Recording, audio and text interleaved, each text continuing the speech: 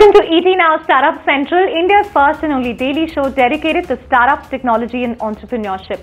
I'm Chandra Shrikant, joining you live from India's startup capital, Bengaluru, and welcome to this Children's Day special of Startup Central. In fact, I read a foreword this morning that said, we should all keep the child alive in us. So perhaps it's Children's Day for all of us. But this episode of Startup Central is focused on startups that have made it big in the children's space. We're also going to tell you about what kids of some of the prominent corporate leaders of India Inc. are up to, how they are charting their own path, and we end it with a success story as far as social entrepreneurship is concerned, where we take you inside the kitchens of Akshay Patra. But let's start with the top story, where we talk to you about all the startups making it big in the kids space, in the children's space. Now, this is a combination of the test prep apps, the products, the e-commerce portals targeted at children. You also have a lot of startups making activity boxes for kids, and you also have a lot of startups in the edutainment segment making videos targeted at children. So these are really some of the segments that have gained traction among investors, among entrepreneurs in the last few years. But we put the spotlight this evening on two such entrepreneurs joining us on the show. FirstCry's Supa Maheshwari, the founder and CEO of FirstCry, who's really taken FirstCry from being an e-commerce portal for kids to an offline play. He's now also expanded that to a parenting forum. And we also have Vinod Chandler joining us from Chennai, the founder of ChuchuTV. It's probably the most viral YouTube channel in India for kids. Who would have known that Johnny and Twinkle Twinkle Little Star will still have so much of hold over children. Thank you so much for joining us on Startup Central. Supam, I'm going to start with you. FirstCry, it's been there, done that.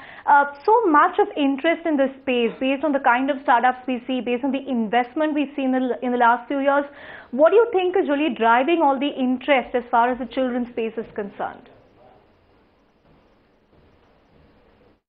So I think there are lots of opportunities in the babies and the kids segment. So there are various sectors within which the game is played. So of course one is a pure sort of a retail game, which is the end consumer game, and then where you buy and sell products. So, and apart from that, there is a large amount of community, which is the content and community play, which is what you engage the parents with, solve their puzzles, solve their problems, variety of them. And then there are educational related products and services, which is what you refer to a little bit, which is in terms of education or in terms of play schools or daycare, some of these convenience that parents are looking for when they are working. So that's another space. So I think there are multitude of areas where a parent really look forward to making parenting easier for themselves and give the best to their child. So I think that's all. These are the areas where the investments are coming up. There are investments coming more where technology is at play, where there are the large investments are coming forward, and where the physical game is there. Of course, they are very selective in nature. That's how I will put it. But the market is fairly sizable. As you know, 25 million babies are born, so there is sufficient room for growth as well as services and products that really are required by these parents. Right. Hold your thoughts there. So some interesting insights on how disposable income is going up, working parents, but we'll come more to the economic and demographic indicators. But you just saw some of those numbers on your screen, courtesy Venture Intelligence. They've told us that $480 million has been invested by investors in the last 3 years alone in the children's space. These are VC investments going into everything from test prep to edutainment to products. But Vinod, you are in a different space altogether, and you're someone who hasn't taken money from venture capitalists. What really fueled the growth of ChuchuTV? Was it the rise of internet penetration, mobile penetration, and are you going to keep it that way, where you do not raise money from external investors?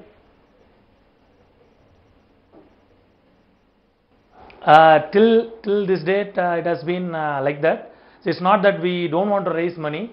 We are looking for some strategic partners, kind of food, a big media company who would come in and help us grow 10x. So we are looking for that type of a partnership. But however, till date, the revenue from YouTube and from Amazon Prime and some other venues have been really good for us. It has picked up high in a very good way in the past 1 or 2 years, and we are able to sustain with the revenue and also grow. So right now we are not looking for immediate investments, but if there is a good partner who is willing to come in and help us grow this brand big time, yeah, we are open to discussions. Okay, open to discussions. I hope other players are hearing that. But Vinod, in terms of the way forward, will it? I mean, you've obviously expanded to merchandise. Now ChuchuTV is also available on Amazon Prime. So is this going to be a huge focus for you in terms of how you expand edutainment or entertainment? What's the focus going to be in the months or the year to come for ChuchuTV beyond a viral YouTube channel? Yeah, basically our business is content creation, and we are going to create lot of content. Good news is we have started our Indian regional language production. We started our Tamil YouTube channel for Diwali, and it's just 2 videos. It's crossed 3,000 subscribers, and it's doing really well. Lots of Tamil videos is under production, which will be followed by Hindi, Telugu, Malayalam, Bengali, and so on. So that content production is something huge which we are actually planning for the coming year. Other than this, as you had said, we are jumping into merchandise. We even had a meeting today on the product ideas with our partners. So that is coming in 2018. Then we are coming with a lot of apps and games targeting the preschoolers. That is altogether a different industry when compared to the online video thing. So that is coming. And on the content creation as well, we are trying to create some long form content. We are doing a series named Chuchu and Friends. It's a 13 episode, 10-11 minute series. So that is targeting the age group between 0 to 6. So there are many things happening in the company, and this is it for the next 1 year. Right. Hold your thoughts there. Let me get in Supam again. Supam, just want to understand, the economic demographic indicators that's driving this huge surge that we're seeing in the startup space. I mean, is it a combination of the fact that you have working parents now, therefore, higher disposable income, also nuclear families, which is why we are seeing so much of activity happening in these online parenting forums, discussion forums, and one doesn't really need to stress on how competitive the academic landscape is, which is why you're also seeing a lot of test prep apps take off. How would you really sum it up in terms of affordability, the economic indicators that's driving this huge surge in popularity in the children's space?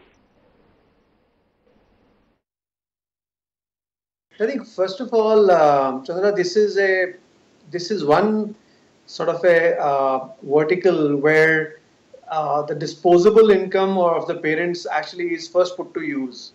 So in some sense, it is important while all of us as parents try and give the best to our child. In today's time, it actually has become very important necessity, because as we all know, both parents are working. We have some sort of a guilt not to give the best to our child, be in terms of time or be in terms of anything that we cannot give, which we find probably is better. That guilt ensures us to actually put our disposable income for the child the first, and therefore as the total family income increases, the first use of that income actually goes more towards the child. So that's the economic indicator. As more and more people actually get towards the higher income group, the propensity of that money getting allocated towards the baby and kids from a disposable standpoint is higher and higher. And they get to use more branded products, use more branded services, and that's how the whole cycle is getting upgraded in terms of the product and services. So this is how I will put it, and this is happening not just for pure play retail product, be it using a sort of a stroller or a car seat. Something is very new phenomena that's happening in the country, which has never been the case. Like in developed nations, some of these products are mandatory by law. In India, it is not, and it is. We are learning while seeing abroad, and And these things are catching up in India. So, stay with us. I'm going to come back with you on, the future plans for FirstCry. But let me go across to Vinod. Vinod, every day we see so many complaints in online forums on how kids are getting addicted to tabs and getting addicted to their devices. How do you really convince parents to allow their kids to watch YouTube, keep watching ChuchuTV, and, increase your revenues in the process? No, it's like, we have a huge following in Facebook as well, more than 2 million followers. On every day, we send out a lot of posts about the safety of the kid, how to keep the device away from the kid at a safe distance, and in a strictly, not more than half an hour or 30 minutes of watch time. So it's like we care for the kids. It's not that we don't care, we are just looking for the revenue.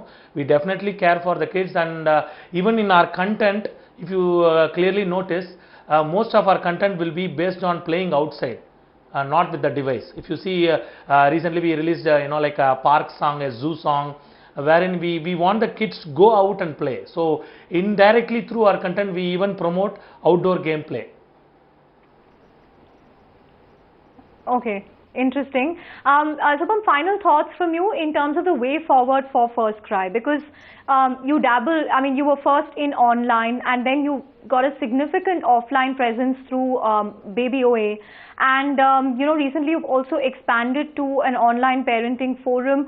So where does it go from now? Are there gaps that you think you need to fix? Anything else that you want to get into going forward? So I think right now we see almost like the market is around a $12 billion market just for babies and kids alone. And I'm talking about only product market. And I'm not counting here any of the other allied services like play schools and kindergarten and some other daycares in that.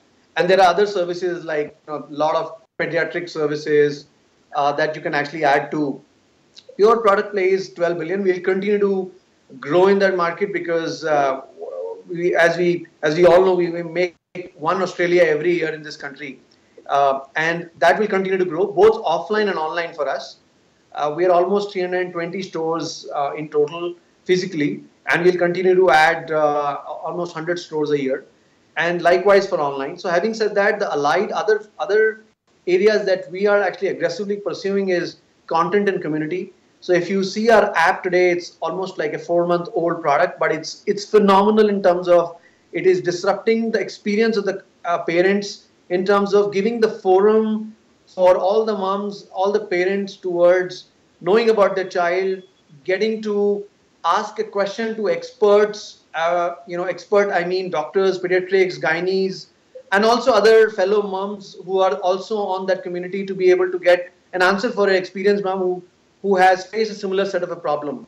And likewise, you can do, check the growth of your child, check the, vaccination tracker of your child, and so on and so forth. So all of this is available through the app itself. And we haven't started monetizing it yet, but the fact that it is available on single app, it's in itself is an innovation that we built first time in the world. So this is already has happened with us. We will continue to grow on these vectors, but we will add few more areas around edutainment.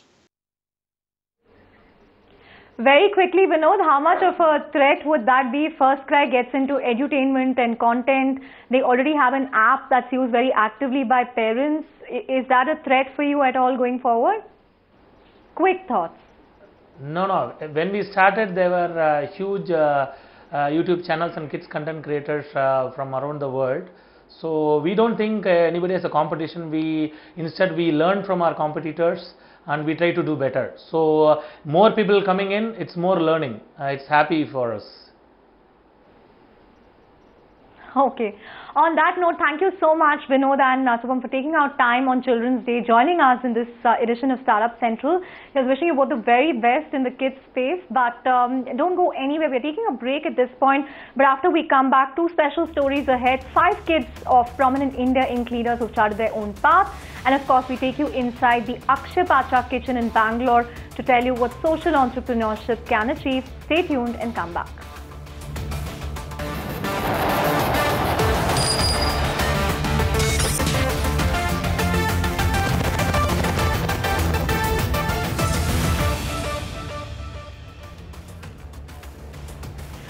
Welcome back to Startup Central on this Children's Day edition. Now, in the previous segment, we spoke to you about startups focused on the kids space.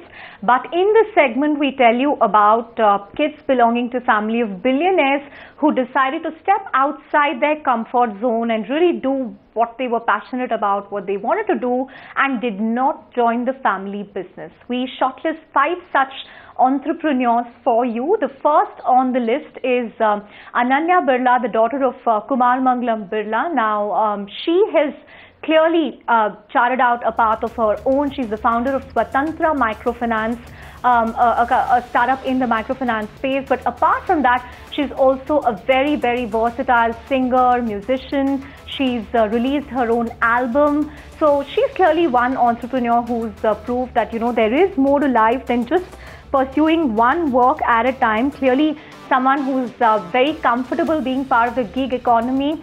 So she's a singer, musician and an entrepreneur. So that is the first one on the list, Ananya Birla. Now, who is number 2 on our list? It's Kamin Bharti Mittal, the son of Sunil Mittal of Bharti Enterprises. But if you thought he's going to help him counter Jio with Airtel, that's not happening, because Kamin Mittal built a unicorn of his own called Hike Messenger. It competes with other messaging apps. The third on the list is Shruti Shibulal. She's the daughter of Infosys co-founder S.D. Shibulal. She runs a hospitality business by the brand name of Tamara. Okay, that was Shruti Shibulal. And we go to the 4th person on the list.